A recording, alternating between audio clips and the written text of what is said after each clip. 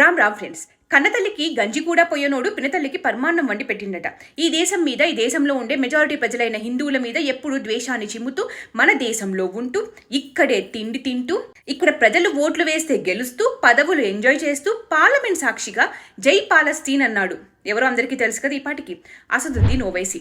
లోక్సభలో ఎంఐఎంకు ఒక స్థానం ఉంది. వారికి ఒక్క సీటు ఉంటే అనేది జై పాలస్తీనా, 50 ఉంటే జై పాకిస్తాన్ అవుతుంది, 100 కలిగి ఉంటే అది గజ్వే హింద్ అవుతుంది. అంటే మరో పాకిస్తాన్లా మారుతుంది. భారత మాతకు జై కొట్టడం చేత కాదు, జాతీయ జెండాకు సెల్యూట్ కొట్టడానికి చేతులు రావు. వందే మాత్రమని అనరు, కానీ తన మతంతో మాత్రమే ముడిపడి ఉన్నందున పలస్తీనాకి జై కొట్టాడు. ఎంపీ అవ్వడానికి ఓటు వేసింది భారతీయుల, పలస్తీనీయుల. ఈరోజు జై పాలస్తీనా అంటారు, రేపు ఇంకొకరు జై కెనడా అంటాడు, మరొకడు జై ఖలిస్తాన్ అని అంటాడు. వీళ్ళ నిష్ట వేరే దేశాల మీద ఉన్నప్పుడు వీరికి ఇక్కడ పార్లమెంటు సభ్యత్వం ఎందుకు? మళ్ళీ ఈయనే రేపు వచ్చి బీజేపీ మత రాజకీయాలు చేస్తుంది అని అంటాడు. ఇప్పటికీ అంటూనే ఉన్నాడు కదా. అసలు ఏమన్నాడో ఒక్కసారి వినండి.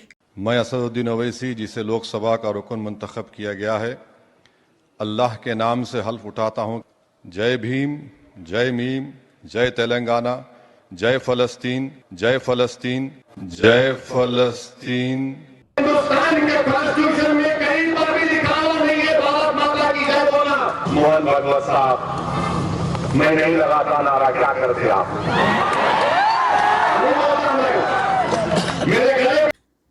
జై భీమ్, జై మీమ్ అంట.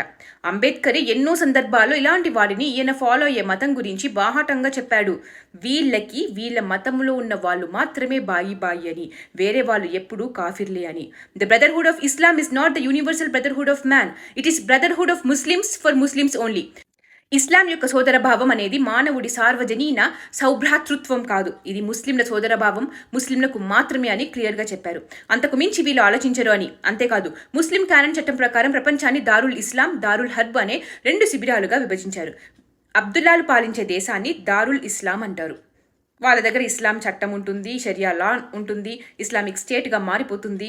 ముస్లింలు పాలించని దేశాన్ని దారుల్ హర్బ్ అంటారు. అక్కడ ముస్లింలు నివసిస్తారు కానీ పాలకులుగా ఉండరు. పాలకులు అవ్వడానికి, దాన్ని ఇస్లామీకరణ చేయడానికి, షరియా చట్టం తేవడానికి ఎప్పుడు యుద్ధం చేయాలన్నమాట అని దారుల్ హర్బ్ని దారుల్ ఇస్లాంగా మార్చాలి అనేది ఎప్పుడు ఆలోచిస్తారని అంబేద్కర్ స్పష్టంగా చెప్పారు.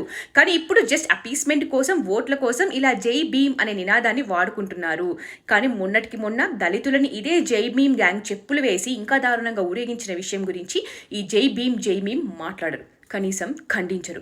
ఇలాంటివి ఎన్నో. ఎందుకంటే వాళ్ళకి ఎప్పుడన్నా ఎక్కడైనా వాళ్ళ భాయిచారానే important. End of the day Hindus are kafirs irrespective of caste. మనమేమో కులాలుగా విడిపోయి ఉన్నామన్నమాట.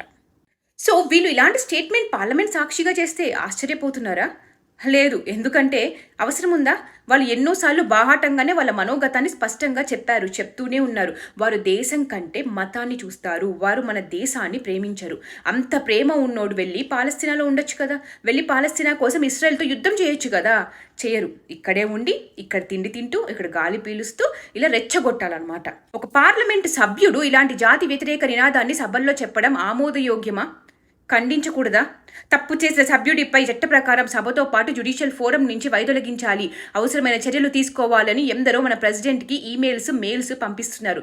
రాజ్యాంగంలోని ఆర్టికల్ 102, 103 ప్రకారం అసదుద్దీన్ ఓవైసీపై అనర్హత వేటు వేయాలని కోరుతూ హరిశంకర్ జైన్ రాష్ట్రపతికి ఫిర్యాదు చేశారని న్యాయవాది హరిశంకర్ జైన్ కుమారుడు విష్ణుశంకర్ జైన్ తెలిపారు.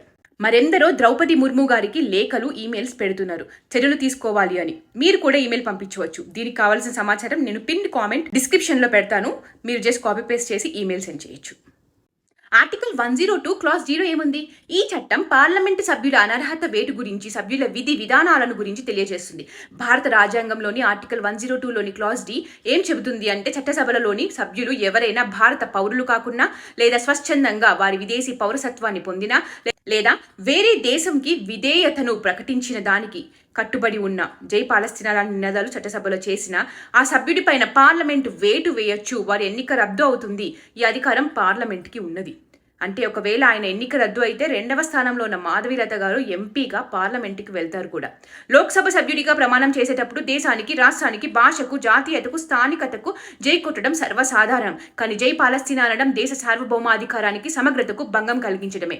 కేంద్ర ప్రభుత్వం ఈ విషయంలో చర్య తీసుకునే హక్కు ఉంటుంది. సభ్యత్వం రద్దు చేయడం, జీవితంలో మళ్ళీ ఎన్నికల్లో పోటీ చేయకుండా చేయడం, ఇలాంటివి చేయొచ్చు. చేయాలి కూడా. అయితే అలా ఎందుకు అన్నారు అని ఓవైసీని అడిగితే, ప్రశ్నిస్తే తప్పే ఉంది, నేను తప్పు చేయనే లేదు, క్షమాపణ చెప్పే ప్రసక్తే లేదు, గాంధీ కూడా పాలస్తీనాకి అప్పట్లో మద్దతు ఇచ్చాడు అని చెప్పుకొచ్చాడు.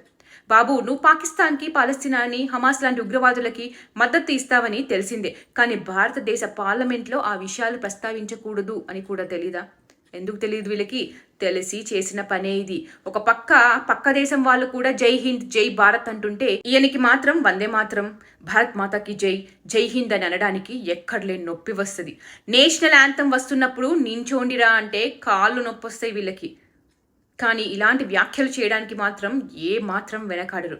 గుర్తుపెట్టుకోండి, మోదీ ఇంటికి వెళ్తే యోగి మఠానికి పోయిన రోజులో మీ గతి ఏంటి అని అన్నది వీడే, జై పాలస్తీనా అన్నది వీళ్ళే. వీళ్ళు ఏం చేస్తారో, ఏది ముఖ్యమో చెప్పినా కళ్ళు తెరవని సెక్యులర్లు ఇకనైనా కుంభకర్ణ నిద్ర నుండి బయటికి రండి and demand action on such anti nationals. మనం వాయిస్ రేస్ చేస్తేనే చర్యలు తీసుకుంటారు. So raise your voice, send emails. జై భారత్, జై హింద్.